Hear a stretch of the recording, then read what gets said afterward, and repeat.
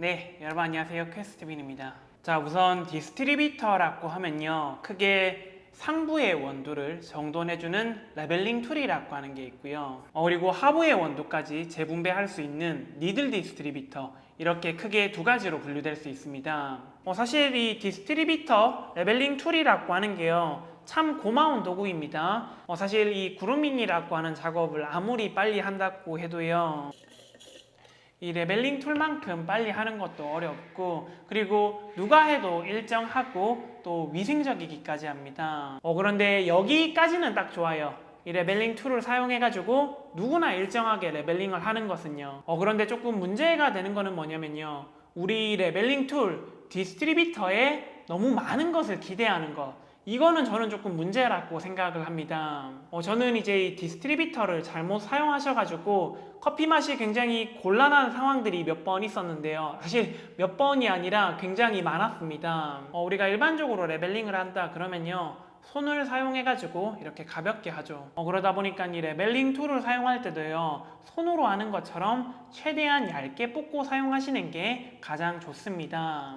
초기에 노템핑 얘기가 나왔을 때요, 저도 굉장히 조금 흥미로웠습니다. 이 레벨링 툴 하나만 길게 뽑고 사용하면은 누구나도 일정한 커피를 만들 수 있다 라는 이론은요, 이거는 굉장히 창의적인 신기술입니다. 그런데 이제 저는 실험하는 것을 굉장히 좋아하다 보니까 블라인드 테스트를 엄청 많이 하고, 그리고 이를 밑바탕하는 이론들을 공부하다 보니까요, 이러한 방법들이 결코 좋지 않다라는 것을 깨달았습니다. 그래서 한 3년 전부터요, 이 레벨링 툴을 길게 뽑고 사용하지 말라는 메시지를 꾸준히 전달드렸습니다.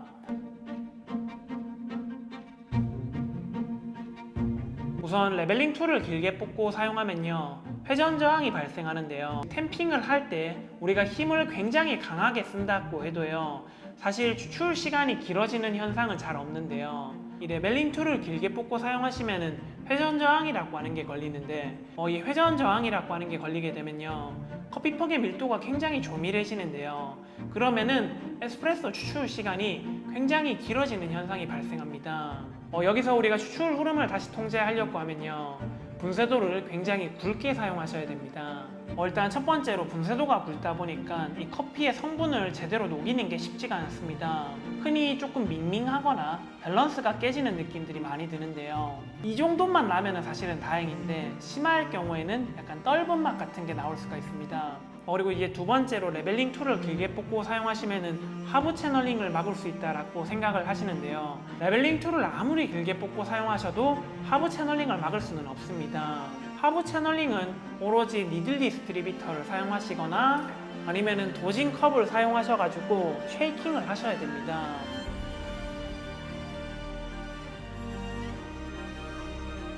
그리고 또 세 번째로 문제가 되는 게 뭐냐면요, 레벨링 툴을 길게 뽑고 사용하시면요, 돌리는 바퀴 수에 따라 가지고 추출 시간에 영향이 발생할 수가 있습니다. 일정 값을 기준으로 해가지고 그 일정 값보다 덜 돌리게 되면은 추출 시간이 빨라질 수도 있고요, 반대로 너무 많이 돌리면은 추출 시간이 더 길어질 수도 있습니다. 누가 사용해도 일정한 맛을 내려면요, 일정한 바퀴 수를 돌려야 되는데, 사실 빠르게 돌리면요, 몇 바퀴를 돌렸는지 조금 헷갈릴 때가 많습니다. 저희 직원분은 10바퀴 정도 돌리는데요, 이거 10바퀴 돌리는데요, 생각보다 시간도 꽤 걸리고 손목도 조금 아픕니다. 수직으로 그냥 템핑하는 게 훨씬 더 빠릅니다.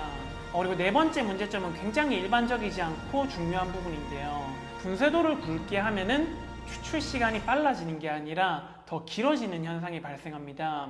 제가 처음에 에스프레소를 추출할 때 이 레벨링 툴의 높이를 한 1cm 정도로 길게 뽑고 사용해서 커피를 추출하니까요, 한 36초가 나오더라고요.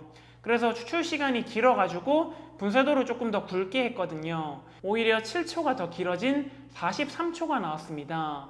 챔버도 충분히 많이 비었는데 이런 현상이 발생하니까 처음에는 정말로 많이 당황했습니다. 처음에는 도저히 이해가 되지 않았는데 곰곰이 생각해 보니까 조금 이해가 되더라고요. 우리가 그라인더의 분쇄도를 키우면요, 입자의 굵기가 더 굵어지잖아요. 그러면은 동일한 양이라고 해도 부피가 더 커집니다. 디스트리뷰터의 높이는 고정적이고 부피는 커지다 보니까 오히려 회전 저항이 더 많이 걸려서 이런 현상이 발생했던 겁니다. 만약에 이런 상황에서 정상적으로 에스프레소를 추출한다 그러면요, 분쇄도를 굵게 하고 그 다음에 또 그에 알맞게 디스트리뷰터의 높이를 조금 더 얇게 수정하고 이렇게 두 가지 작업을 병행해야 되는데요. 물론 디스트리뷰터의 높이가 고정적이라고 해도 분쇄도를 엄청나게 굵게 하면요 추출 시간은 결국 빨라지던데, 그게 아닌 경우에 그라인더의 분쇄도를 기준으로 해가지고 추출 시간을 통제해야 될지, 레벨링 툴의 높이를 기준으로 해가지고 추출 시간을 통제해야 될지, 둘 중에 하나를 선택하거나 둘 다 선택을 하셔야 되는데요. 어떤 선택을 해야지 좋을까요? 사실 그거는 저도 모르겠어요. 너무 복잡합니다. 그라인더 분쇄도 하나만 통제하는 것도 어려운데 레벨링 툴이라는 변수까지 발생하니까요. 그리고 다섯 번째 문제점은 뭐냐면요, 디게싱 효과가 사라집니다. 예를 들어서 우리가 14g 바스켓에 원두 14g 도징해가지고 에스프레소를 추출하면요 굉장히 얇은 분쇄도를 사용하는데, 그런데 18g 바스켓에 원두 18g 도징해가지고 에스프레소를 추출하면요 분쇄도가 굵어집니다. 두 가지 에스프레소를 비교해 보시면요 굵은 분쇄도를 사용한 18g 바스켓에 18g 도징한 커피의 크레마가 조금 더 많고 거친 것을 확인할 수가 있습니다. 그런데 우리가 18g 바스켓 사용해 가지고 한 일주일 정도 디게싱 하면 되는 원두를 디스트리뷰터를 길게 뽑고 분쇄도를 굵게 사용하실 경우에는요 2주, 3주를 디게싱해도 디게싱이 잘 안 되는 경우들이 생기는데요. 그 이유는 우리가 커피를 분쇄하는 그 짧은 순간에도 디게싱 효과가 발생하기 때문입니다. 당연히 얇으면 얇을수록 입자 표면적이 넓어서 디게싱 효과가 많이 발생하고, 굵으면 굵을수록 입자 표면적은 좁아서 디게싱 효과는 줄어들 수밖에 없습니다. 사실요 제가 한 3년 전부터 지금까지 좀 많이 힘들었습니다. 아시다시피 저는 이제 카페에 원두를 납품하는 게 주업이죠. 제 생계입니다. 사실 한 7년 동안은요 원두에 대한 컴플레인이 정말로 없었습니다. 정말 진심을 다해서 커피를 제공했기 때문입니다. 솔직히 커피의 품질에 있어서는요 정말 좀 자신이 있었어요. 그런데 어느 날부터 한 3년 전부터 해서 원두에 대한 컴플레인이 정말로 수시로 들어왔습니다. 정말 좀 심했던 날에는요 전화로도 컴플레인을 받고 문자로도 연락이 오고, 문자 답장 다 하면은 또 전화로 또 연락이 오고, 저희 직원분들은 알 거예요. 제가 당시에 얼마나 힘들어 했는지. 정말 신기한 게요, 저는 바뀐 게 아무것도 없는데 이제 거래처에서는 생두가 바뀌었나요? 아니면은 로스팅 스타일이 바뀌었나요? 아니면은 로스팅 프로파일이 바뀌었나요? 그리고 이제 조금 심했던 경우에는 커피 맛이 도저히 팔 수준이 아니니까 우리 가게에 빨리 와서 이제 커피 맛을 조금 다시 잡아달라, 이런 연락도 정말로 많았습니다. 사실 최근에도 이러한 문제로 인해 가지고 저희 직원이 출장을 가거나 또 제가 출장을 가서 커피 맛을 또 잡아드린 경우들이 있는데요.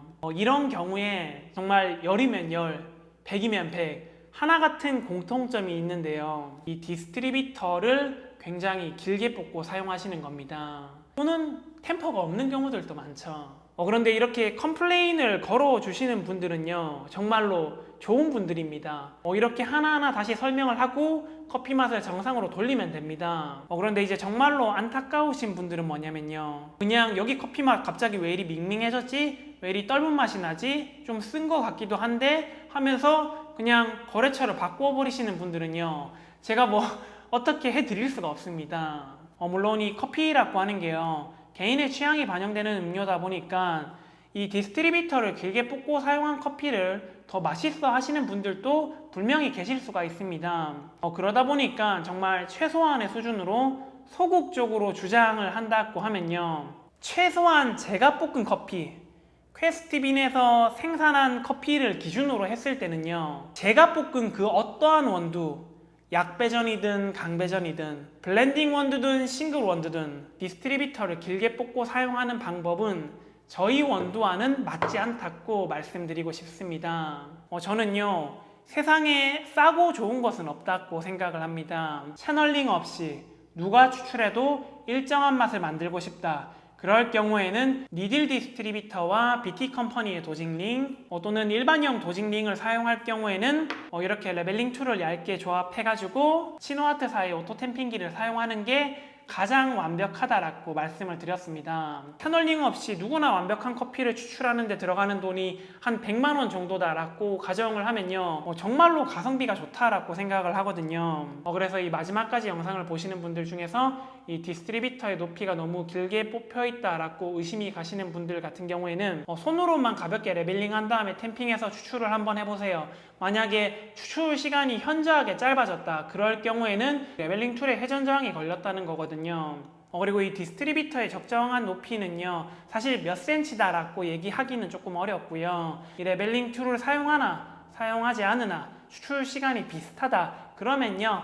정상이다라고 생각하시면 좋습니다. 나는 그래도 이제 레벨링 툴 길게 뽑고 사용한 커피가 이제 부드러워가지고 좋다라고 하시는 분들은요, 그래도 한 번 더 시도해보세요. 원두의 양을 줄인다든지 추출 비율을 바꾼다든지 물의 온도를 바꾼다든지 바스켓을 바꾼다든지 이 디스트리뷰터를 제외하고도요, 커피 맛을 부드럽게 만들 수 있는 방법은요 엄청나게 많습니다. 다양한 추출 방법에 대해서는요 제가 꾸준히 설명드리도록 하고요, 저와 의견이 다르다 하시는 분들은요 댓글 남겨주세요. 제가 하나하나 다 블라인드 테스트로 실험해보고 또 새로운 의견 올리도록 하겠습니다.